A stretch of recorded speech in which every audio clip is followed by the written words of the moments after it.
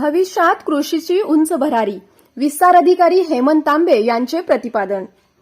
युवा ग्रामीण विकास संस्था गारगोटी संचलित व महात्मा फुले कृषी विद्यापीठ राहुरी संलग्न कृषी महाविद्यालय पाल गारगोटी येथे शनिवार दिनांक 21 सप्टेंबर 2024 रोजी नवप्रस्थापित युवा विकास मंचाद्वारे विद्यार्थ्यांसाठी मार्गदर्शन आयोजित करण्यात आले होते।